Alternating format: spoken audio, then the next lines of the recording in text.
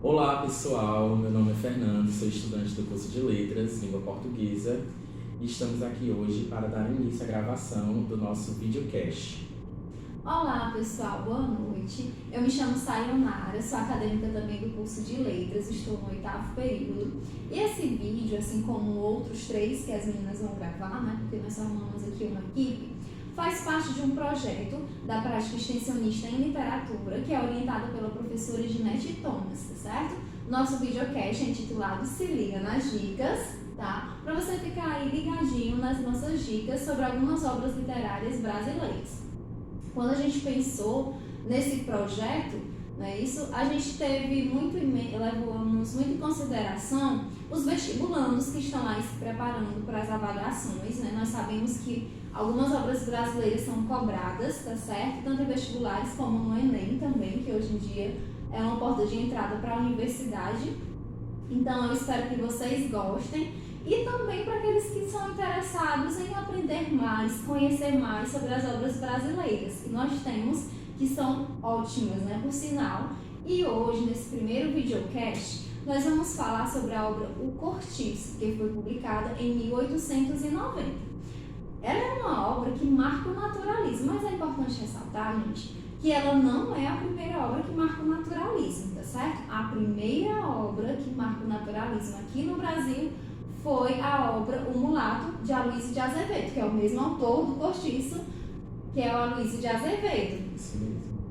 Então, pessoal, a gente vai conhecer um pouco, né, sobre a vida do autor, porque eu particularmente considero muito importante a gente conhecer a biografia do autor, a estética literária que ele pertence, porque assim facilita a compreensão de uma obra, quando a gente vai ler.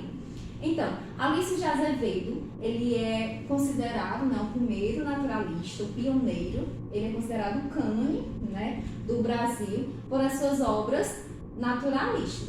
Mas é interessante que durante seus escritos entre 1882 e 1895, ele não escreve logo sobre obras naturalistas, né? Ele vai se voltar primeiramente para obras mais românticas, tá certo? Ali na primeira fase, que a gente pode considerar assim, porque a escritura dele é dividida nessas duas, é mais voltada para obras da estética romântica. E já numa segunda fase, é que ele vai se voltar para as obras mais naturalistas, que é aí que ele vai tratar de personagens de tipos sociais, que ele vai chamar, certo? É interessante também, pessoal, que ele foi o primeiro autor a viver de literatura. Até então, os autores não viviam, mas ele conseguiu viver durante muito tempo a partir dos seus escritos, não é isso?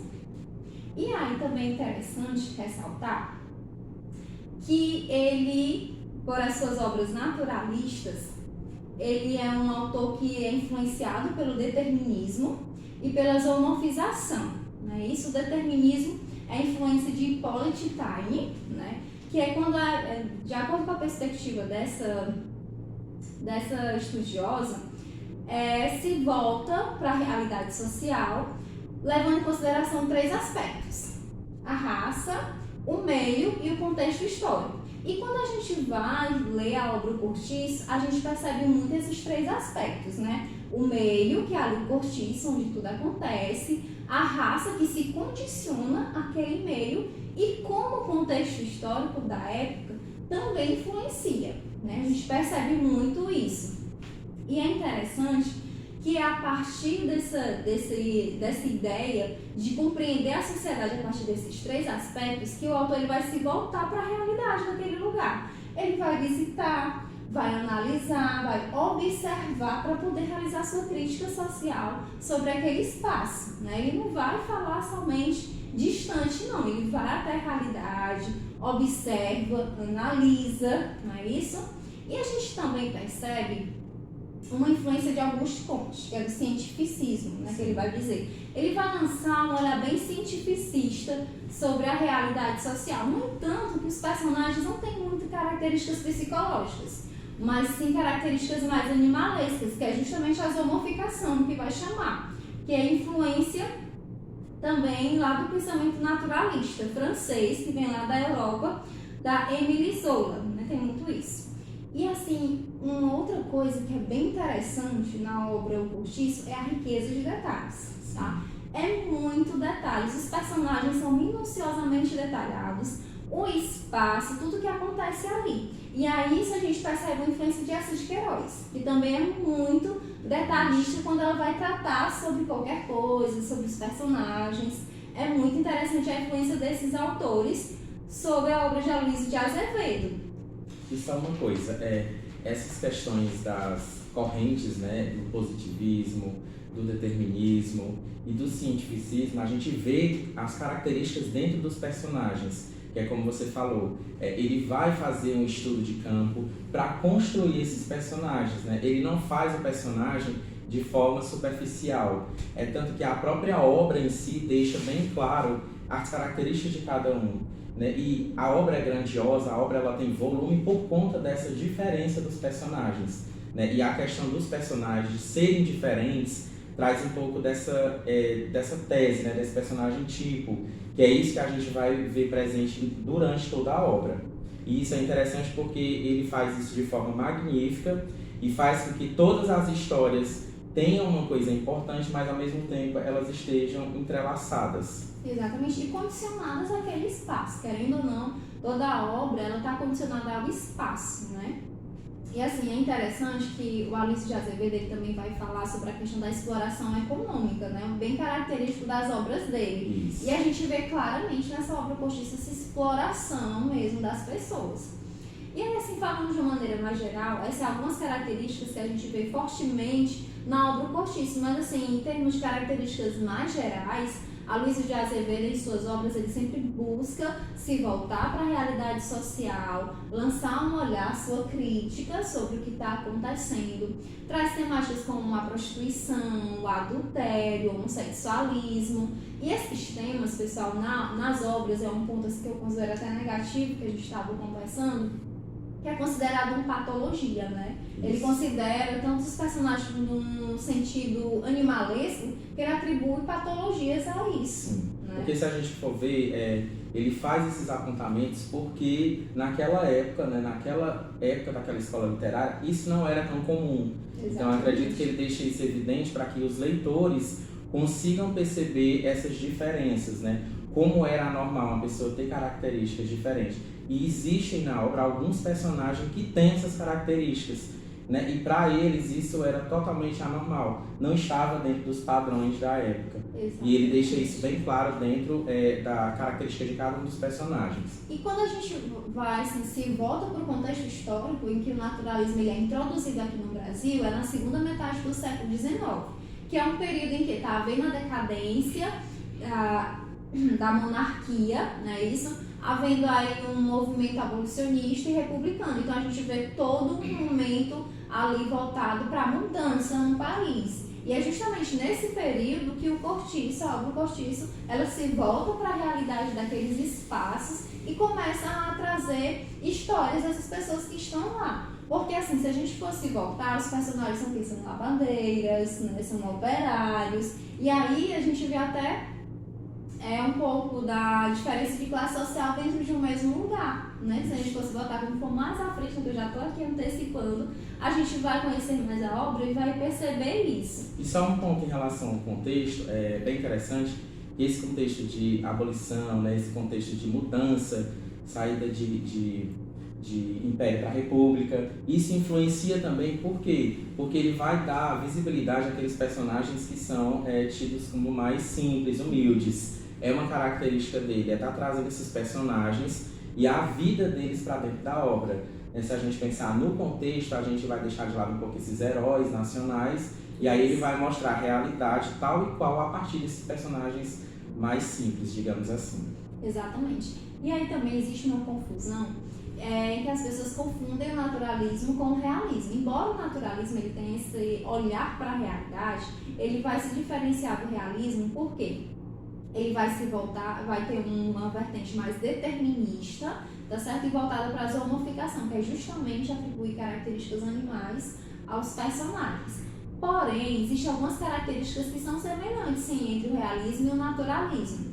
E se tratando dessas características que são semelhantes, a gente pode citar as críticas sociais que são feitas nas obras, tá certo? Podemos usar uma linguagem bem objetiva, tá? Bem objetivo e detalhista, Sim. são muito detalhistas.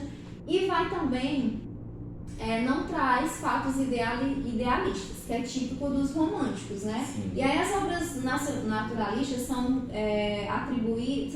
são identificadas como antirromânticas, né? Elas não têm aquele tipo ideal, aquele mundo belo, eles vão tratar da realidade em si. Isso, os personagens não são inventados, né? São Não, personagens não são. verdadeiros e que ele não vai idealizar, ele não vai transformar uma pessoa em algo que não exista. Ele vai pegar aqueles personagens da vida real. Exatamente. Bem, pessoal, agora que nós discutimos um pouco sobre as características gerais das obras de Anísio de Azevedo, assim como também tratamos um pouco sobre o naturalismo aqui no Brasil, agora chegou a parte melhor, eu considero, né? Que é falar sobre a obra em si, que por sinal é uma obra maravilhosa, gente. Essa obra, assim, uma vez eu escutei uma professora falando sobre ela, eu fiquei muito curiosa para ler ela. E assim, quando a gente grava esse videocast também, o objetivo é que incentive, né, aflore, e você que está aí nos assistindo, esse desejo de ler obras literárias, de conhecer um pouco mais sobre os livros que nós temos de autores maravilhosos, não é isso? Isso. E você também pode, a partir da leitura da obra, conhecer um pouco não só do contexto da época, mas também ver como era que as pessoas elas se fundamentavam, como a sociedade estava, né, organizada. E a partir da leitura você vai conseguir identificar várias temáticas. E essas temáticas elas são bem presentes dentro da obra, né? Tanto que é uma obra importante, volumosa, por conta dos personagens e das histórias de cada personagem.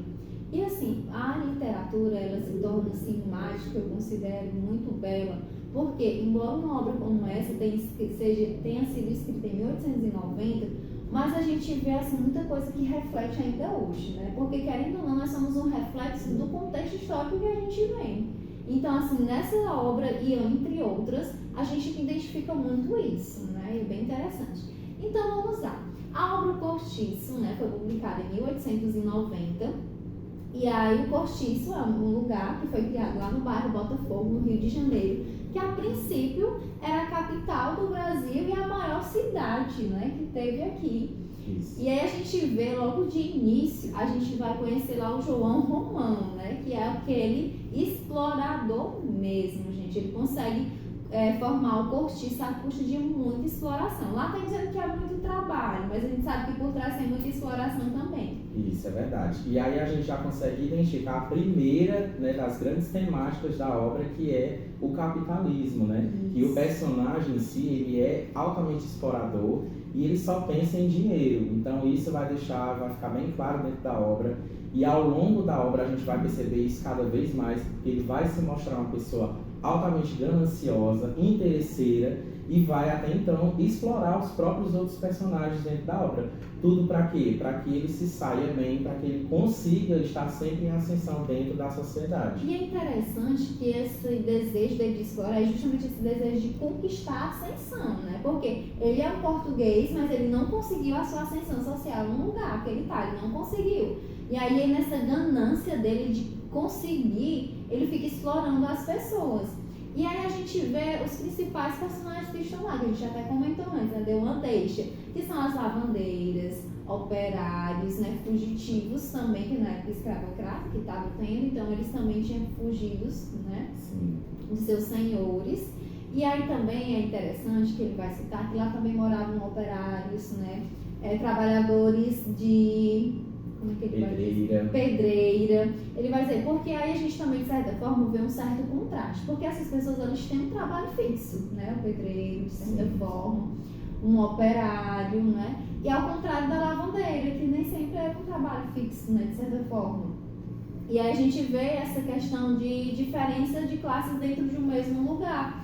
E lá também existia o Miranda, né? Que era o que realmente tinha ascensão social. E o João Romão vivia implicando com ele justamente porque ele queria ter a mesma ascensão do Miranda. Isso, Miranda era o outro português, né? O outro personagem que, digamos assim, era o oposto dele. Ele tinha a ascensão que o João Romão tanto queria e ele acabava sendo um oposto, né? Sendo ali um rival do João Romão. apesar dele ser extremamente capitalista e estar conseguindo ali construir o cortiço, né, está conseguindo construir a sua fortuna, ele não tinha um título de nobreza, né, que ele tanto desejava. E isso começa a causar inveja entre os personagens. Exatamente. E lá a gente percebe também no contexto que tem conflitos de interesses lá entre eles mesmos, entre os próprios moradores. Existe todo um conflito, toda uma confusão lá entre eles.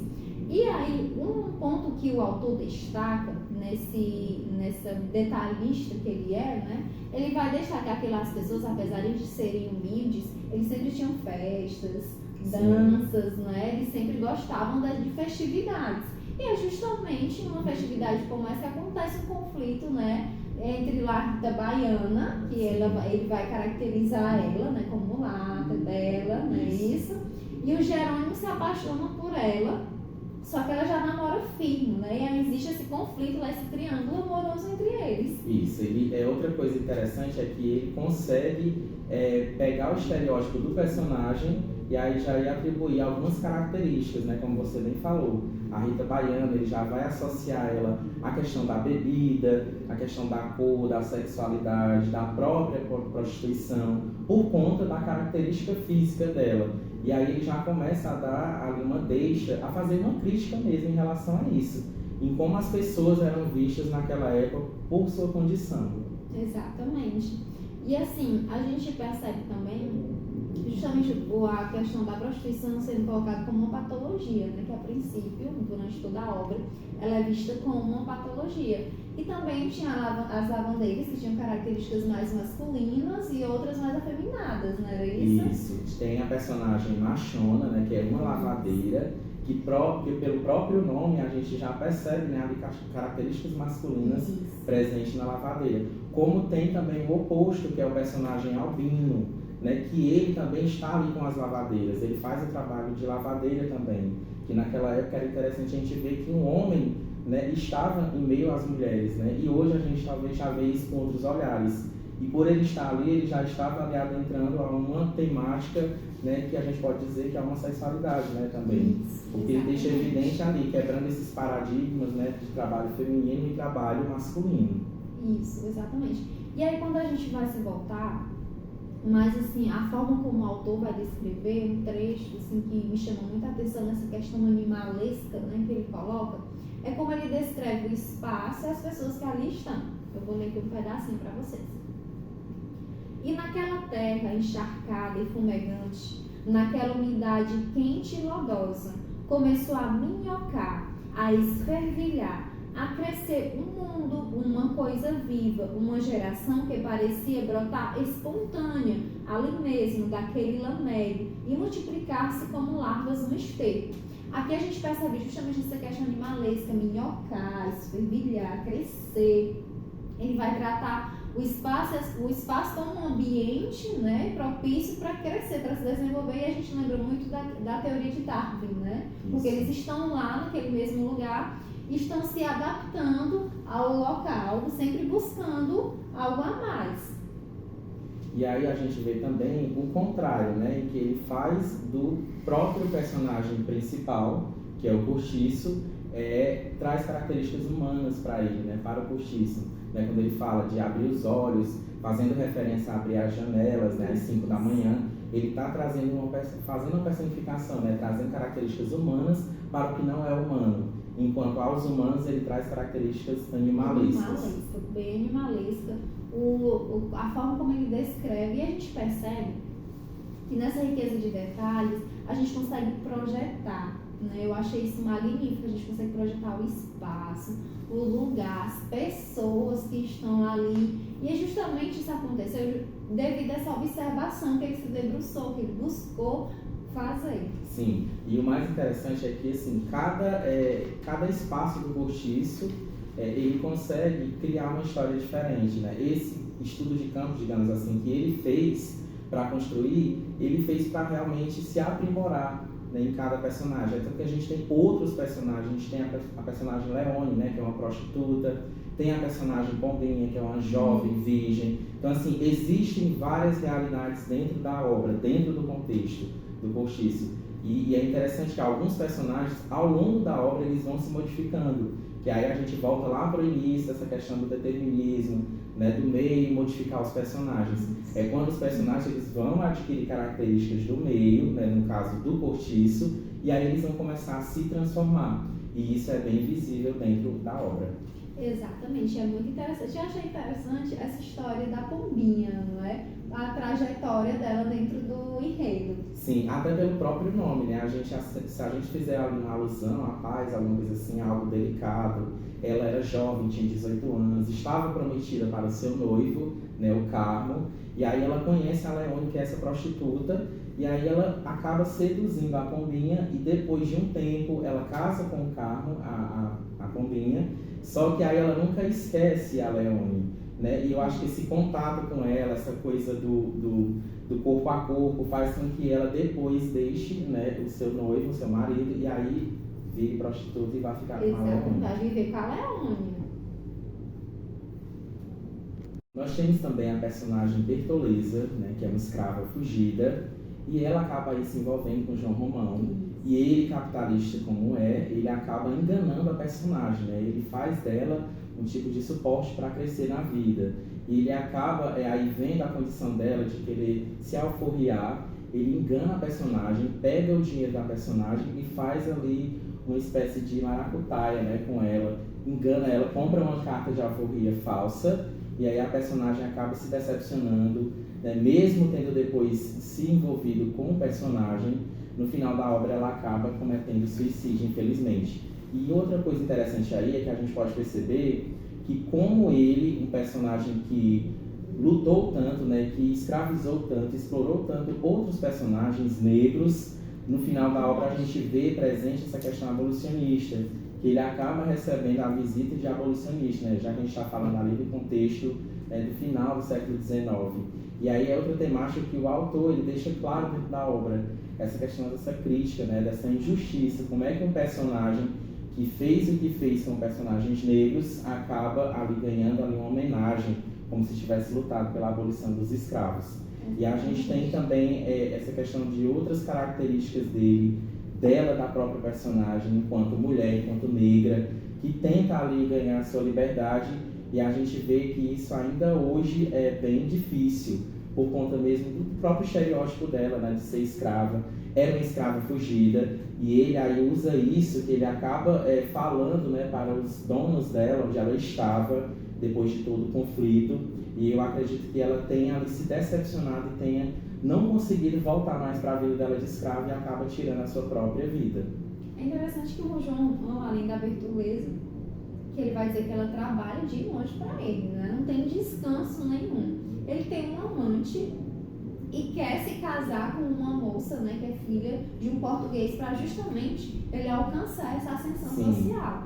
Ele faz algumas reformas no cortiço para tentar melhorar, para justamente conseguir se aproximar também dessa filha de português. Né? Isso, é a personagem Zumira, né, que é a personagem filha do Miranda, que é o oposto dele, é aquele que ele quer ser igual, né, que ele quer conseguir aquele tipo de nobreza. Isso. Então, como ele não consegue, por meios ali de exploração, ele acaba se envolvendo com a personagem para ver se consegue ali adentrar na família do Miranda e aí fazer, de uma certa forma, parte daquele núcleo.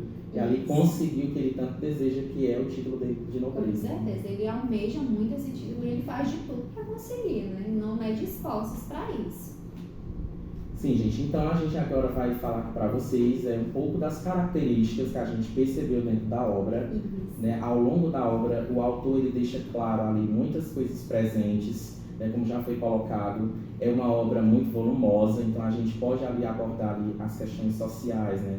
Essas chagas sociais que ele cita, né? Dos personagens, os problemas, né? Como a Sayonara falou, a questão psicológica ela não é tanto abordada, porém ela condiciona, ela faz com que ele construa o personagem a partir de problemas de cada um. É tanto que, se a gente pensar no espaço do cortiço, a gente vai ver que em cada quarto existe uma história, né? Como você falou da questão das festas, que isso não deixa de existir um espaço assim, onde a gente encontra agrupamentos humanos, porque todo mundo é diferente, né? Então, cada pessoa ali vai ter a sua realidade. Exatamente. E uma dessas temáticas que a gente vê é essa questão de abordar essas chagas sociais. As patologias humanas, como a Sayonara bem citou, que ele retrata, ele deixa isso bem claro.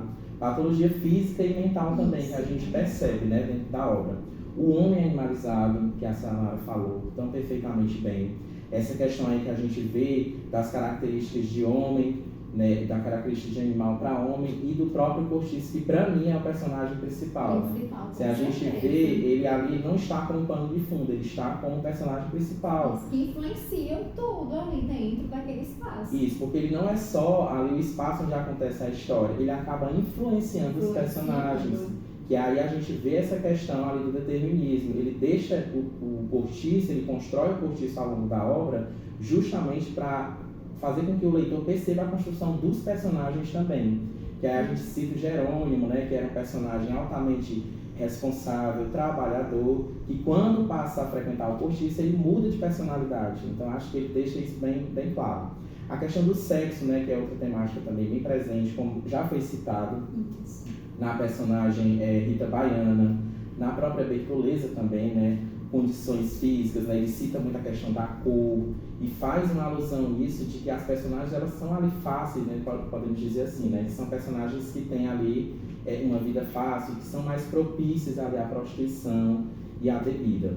O cientificismo que a gente já falou, né, que ele usa os personagens como cobaias, porque a obra em si é um romance-tese, né, a gente tem ali um narrador onisciente e tem um romance-tese. Por que esse romance-tese? Porque ele faz testes, né? Ele pega os personagens e a partir do tipo do personagem ele vai fazendo ali experimentos, que aí a gente retoma a questão dessas escolas, né?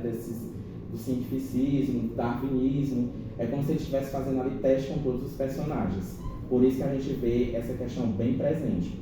E aí a gente tem também a questão ali dos agrupamentos, essa questão de classificar os personagens mesmo, de como eles eram, né, de ver ali as patologias de cada um e fazer com que os personagens eles demonstrassem os interesses, mas também tivessem ali todos ali anucleados, né, digamos assim. Isso, e é interessante quando você citou a questão da mulher, ela é muito sexualizada dentro da obra. A mulher é muito vista como esse objeto de desejo, né, esse objeto carnal, não além disso, né? E aí a gente trazendo assim, essa obra para um contexto mais atual, a gente percebe um certo teor bem preconceituoso, né, da forma como ele se volta para os negros, para as mulheres, para a questão da homossexualidade, e ao mesmo tempo a gente percebe que são assuntos e problemas que vêm aí ao longo do tempo, né, se estendendo. Sim. E não acabou, né, apesar de todo o avanço que já houve, mas são temáticas que se perpetuam com esse olhar ainda um pouco negativo.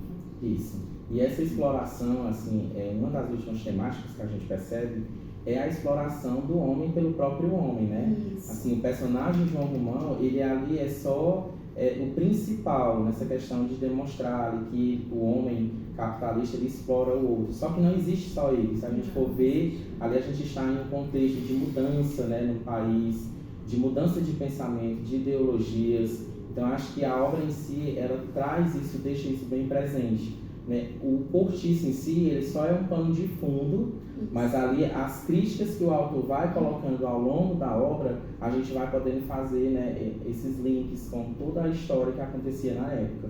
Com certeza, que é bem interessante, pessoal. É uma obra assim que você, a cada capítulo, né, a gente vai ficando mais curioso para saber o que vem no outro. Tem sempre essa pitadinha de curiosidade. É muito boa a obra e aborda essas temáticas. Eu tenho certeza que quando o leitor for se debruçar, ele é capaz de conseguir ver outras temáticas. Com certeza. Leituras e releituras permitem que a gente consiga perceber outras temáticas dentro da obra. Com certeza. A cada leitura ali, até mesmo, né, quando você lê uma vez, vai ler novamente, você consegue ver algo que você não tinha visto antes. E isso é interessante, porque isso faz com que você aprofunde, né, que você queira, se interesse pela obra e veja ali o que é interessante. Por que ele está falando isso dessa forma? Né? Por que ele deu essa característica? O nome do personagem? Né? Será que ele já estava querendo dar uma dica ali da história do personagem em si, que ele mesmo não contou dentro da obra? Então, assim, a obra em si, ela é cheia, como eu falo, é muito volumosa por conta disso. Porque ele não descreve detalhadamente os personagens em si, mas ele dá dicas, né, de como eles poderiam ser. E aí cabe ao leitor, né, cabe a você que se interesse pela obra, né, procure fazer a leitura, né? Procure pesquisar e aí você vai com certeza encontrar bastante coisa que a gente não citou aqui. Exatamente, são temas e abordagens que podem ser usadas também para a escrita, né, de redação. Aqueles que estão aí se preparando durante suas leituras podem perceber alguma coisa que podem estar trazendo para dentro dos seus textos. Sim, trechos da obra, né? Isso. Trechos em provas, né, que a gente acompanha, em vestibulares, em concursos. Eles acabam retirando trechos de obras literárias para que o aluno consiga, a partir daquele texto base, desenvolver a sua produção. E é interessante porque ali a gente não vai ver só a temática da obra literária em si, a gente vai ver vários elementos, né? Elementos científicos, né? Culturais. E isso é interessante para que o leitor ele se interesse em ler a obra não só pelo gosto da literatura, mas também para procurar entender outros conteúdos. Exatamente. Bem, pessoal, e é isso. Eu espero que vocês tenham gostado, tá certo? E não percam os próximos episódios que as nossas colegas vão estar aí fazendo para publicar, tá certo? Desde já, desejo bons estudos. Espero que nos acompanhem, pessoal. Se liga nas dicas. Tchau, pessoal!